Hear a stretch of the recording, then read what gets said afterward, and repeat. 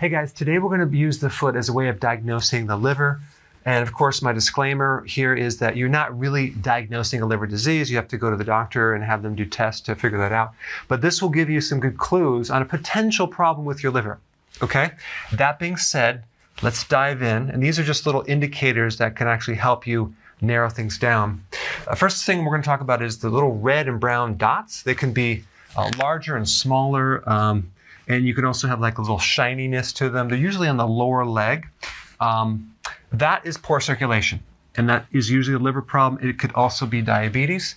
It could be many other things, but you see this a lot when people have liver problems.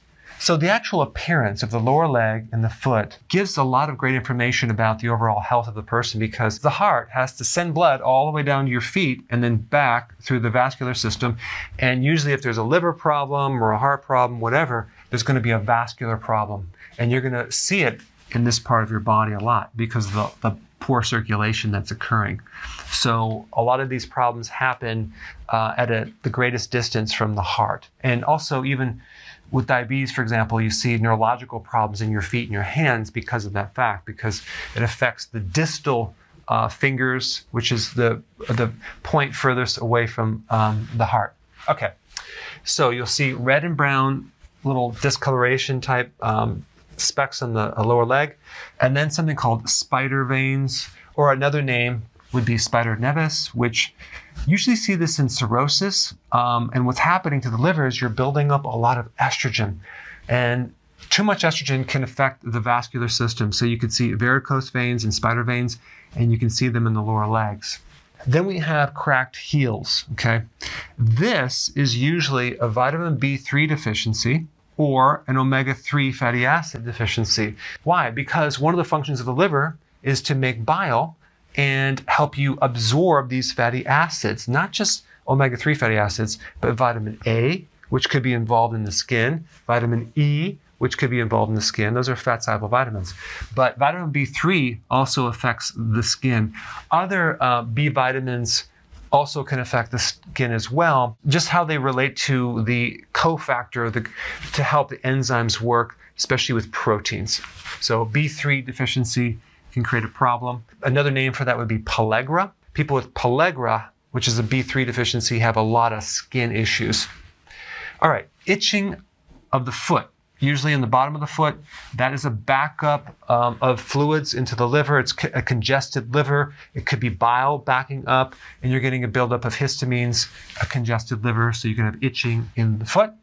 Also, you can have pain or inflammation in the bottom of the foot. A lot of times people associate that with something called plantar fasciitis, when it's really not plantar fasciitis. It's just a liver problem. And then you also have hot feet. Hot feet is another symptom of a bad liver. And then we have bad odor. So you have smelly feet.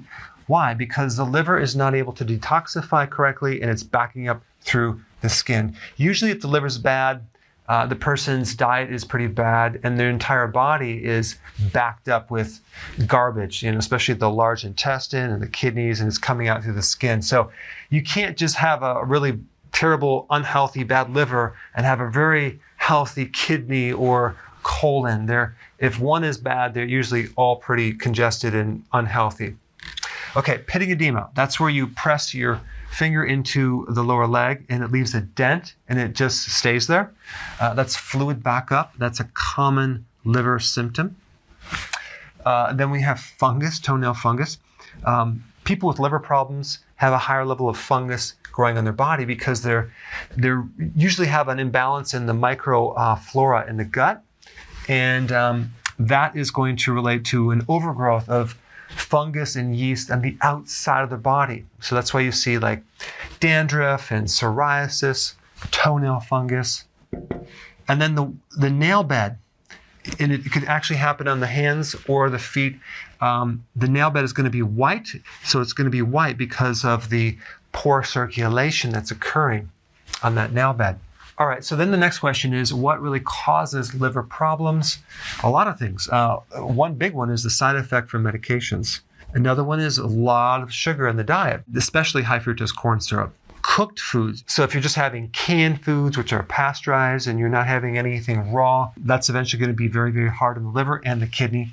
And also a lack of any vegetables. And if you're eating junk food combined with that, you have no enzymes to put in the body, no antioxidants from these vegetables. So that can be a problem. Excessive alcohol, that's a given. And then excessive protein. So if you're doing massive amounts of protein, it builds up a lot of nitrogen waste. Over time, that can then overload the liver and the kidney and put a lot of stress on it. So if there is liver damage or kidney damage, you want to go a little lower on the protein, higher in the vegetables. Okay, so now what is a good diet for the liver? Now, if you're new to my channel, click the link down below. I will show you a combination of a healthy ketogenic diet and intermittent fasting. Okay, so that's what I'm going to recommend. For those of you that are not new and you've been on my channel, if you watch a lot of videos, you already know this. You're on the program. You're already getting great success. So go ahead and put your comments down below so the new people can see that that really does work. All right, thanks for watching.